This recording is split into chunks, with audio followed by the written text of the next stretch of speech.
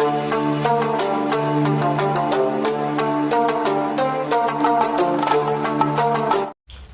the name of Allah, the most gracious and the most merciful, my name is Saim Shahzad. I am here for your MDCAT preparation. Students, आज की video में हम 10 MCQs को discuss करेंगे जो बहुत important हैं MDCAT point of view से, और FSC के स्टूडेंट्स के लिए उनके एग्जाम्स की प्रिपरेशन के लिए उनको डिस्कस करेंगे बारी बारी एक MCQs को, तो ध्यान से ज़रा समझिएगा। सबसे पहला MCQ है हमारे पास कि the central portion of adrenal gland produces dash hormone. Central portion जो होता है हमारे एड्रीनल ग्लैंड का, वो कौन सा हार्मोन प्रोड्यूस करता है?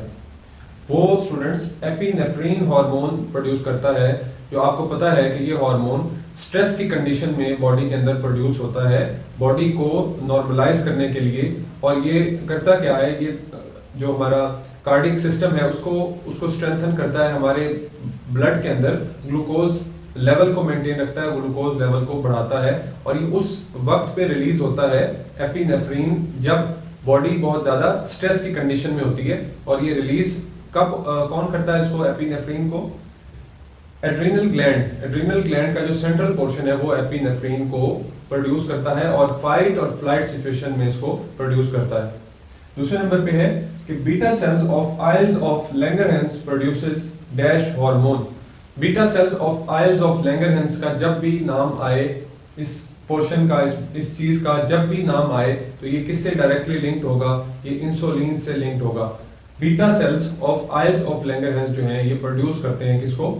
इंसुलिन हार्मोन को। और इंसुलिन हार्मोन क्या काम करता है बॉडी के अंदर? ग्लूकोज लेवल को कम करता है। ग्लूकोज लेवल की मेंटेनेंस जो है उसको एक हद तक रखना वो इंसुलिन का काम है। अगर थोड़ा सा बढ़े तो इंसुलिन रिलीज होती है और उसको ग्लूकोज लेवल को बॉडी में कम करती है। तीसरे नंबर पे हमारे पास बहुत इंपॉर्टेंट क्वेश्चन है कि which organelle is present in both pro and eukaryotic cells के अंदर कौन सी एक ऑर्गेनेली है जो दोनों सेल्स में प्रेजेंट होती है? ये बहुत इंपॉर्टेंट क्वेश्चन है, आपने याद रखना है कि राइबोसोम एक ऐसी ऑर्गेनेली है जो प्रोकैरियोटिक और यूकैरियोटिक दोनों सेल्स में प्रेजेंट होती है, जो प्रोटीन सिंथेसिस का काम होता है राइबोसोम ऑर्गेनेली के अंदर। चौथे नंबर पे हमारे पास क्वेश्चन है कि waxes are form by combination of. Wax कैसे बनती है, ये किसके कॉम्बिनेशन से बनती है? हमारी 11th क्लास की जो बुक्स हैं उसके अंदर इस चीज़ का जिक्र किया गया, ऑलमोस्ट 4th चैप्टर में है, ये 2nd चैप्टर में, कि waxes are form by combination of fatty acids with alcohol. Fatty acids और अल्कोहल के कॉम्बिनेशन से वैक्सेस फॉर्म होती हैं, फैटी एसिड्स एंड अल्कोहल। इस वैक्सेस के पूरे टॉपिक पे हमारे चैनल पे आपको वीडियो मिलेगी, उसकी डिटेल जरूर देखिएगा ताकि आपको ये चीज़ क्लियर हो जाए कि waxes are form by combination of fatty acids and alcohol. इन दो चीज़ों के बनने से, मिलने से, कंबाइन होने से वैक्स बनती है, वैक्स फॉर्म होती है। फिफ्थ हमारे पास MCQs है कि aldehydes and ketone sub units are formed. ये जो फिक्रा है aldehydes and ketone sub units, ये बहुत इंपॉर्टेंट है और इस बात को आपने याद रखना है कि aldehydes and ketone sub units जो बनते हैं वो हाइड्रोलिसिस पे बनते हैं। किस चीज़ की हाइड्रोलिसिस करवाएं तो एल्डिहाइड और कीटोन सब यूनिट्स हमें मिलते हैं? कार्बोहाइड्रेट्स की हाइड्रोलिसिस पे हमें aldehyde and ketone sub units मिलते हैं। Ketone and aldehyde and ketone sub units are formed by hydrolysis of carbohydrates. Carbohydrates की हाइड्रोलिसिस करवाना, उसको वाटर की मौजूदगी में उसको तोड़े जाने पे, उसकी लाइसिस करवाने पे क्या चीज़ हमें मिलती है? एल्डिहाइड्स एंड कीटोन्स सब यूनिट्स। इसमें आपके पास ऑप्शन प्रोटीन भी आ सकता है, लिपिड्स भी आ सकता है, कुछ भी फैटी एसिड्स आ सकते हैं, फॉस्फोलिपिड्स आ सकते हैं। तो आपने इस बात को याद रखना है कि कार्बोहाइड्रेट्स को जब उसकी हाइड्रोलिसिस करवाई जाती है तो हमारे पास aldehydes and ketone sub units form होते हैं। नेक्स्ट स्टूडेंट्स 5 क्वेश्चन देखते हैं। स्टूडेंट्स 6 MCQs है हमारे पास कि uterus opens into vagina through dash. Uterus की जो ओपनिंग है जहां से वो उसका एंड हो रहा है यूट्रस का और वो ओपन हो रहा है वजाइना में, वो जो पॉइंट है वजाइना और यूट्रस के दरमियान, उसको हम क्या कहते हैं? उसको हम सर्विक्स कहते हैं। फीमेल रिप्रोडक्टिव पार्ट में, फीमेल का जो रिप्रोडक्टिव पार्ट है उसके अंदर जो यूट्रस है वो जहाँ पे एंड होता है और वजाइना का स्टार्ट होता है, उसका जो वो पॉइंट है जहाँ पे दोनों चीजों का जो दरमियान है उस पॉइंट को हम क्या कहते हैं? सर्विक्स कहते हैं। 7वें नंबर पे हमारे पास MCQ है कि each muscle fibre is surrounded by. एक जो मसल फाइबर होता है वो उसको किसने सराउंड किया होता है? उसको एक मेम्ब्रेन ने सराउंड किया होता है जिसका नाम होता है एक मेम्ब्रेन और एक लेयर, उसका नाम क्या है, लेयर ऑफ मेम्ब्रेन, उसको हम सार्कोलीमा कहते हैं।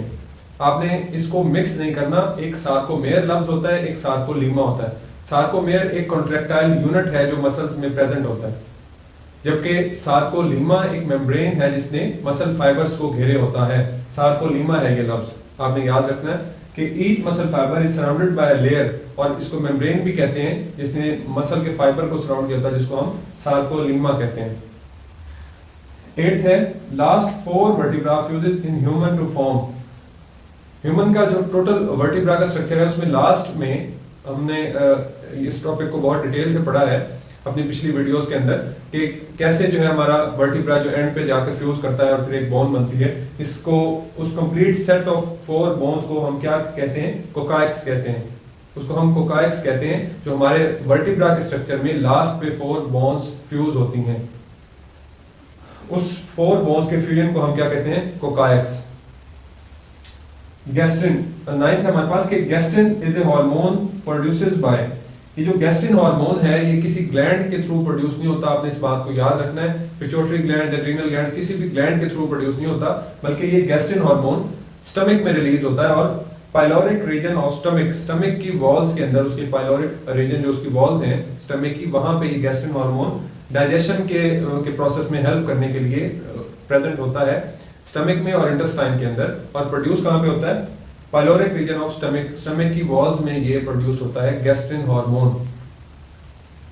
10th है हमारे पास कि vasopressin and oxytocin is produced by, vasopressin और एंड ऑक्सीटोसिन हार्मोन ये ब्लड के लेवल को मेंटेन रखता है वेसोप्रेसिन हार्मोन, और ऑक्सीटोसिन जो है ये बर्थ के वक्त जो है औरत में प्रेजेंट होता है रिप्रोडक्शन के अमल में। इस तरह के 2-3 प्रोसेसेस हैं मिल्क प्रोडक्शन में, ये ऑक्सीटोसिन हार्मोन जो है वो इस्तेमाल होता है लिविंग ऑर्गेनिजम्स के अंदर, मैमल्स के अंदर।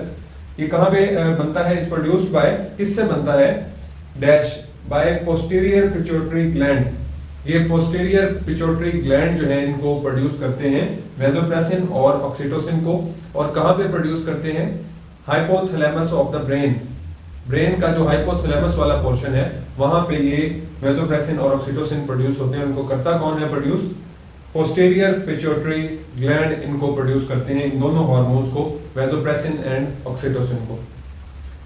स्टूडेंट्स, आज की वीडियो अगर आपको इन्फॉर्मेटिव लगी हो तो चैनल को जरूर सब्सक्राइब कीजिए ताकि आने वाले नेक्स्ट जो भी MCQs हों, जो इन्फॉर्मेटिव MCQs हों वो आप तक पहुंच सकें। साइम शहजाद को इजाज़त दीजिए, अल्लाह हाफिज़।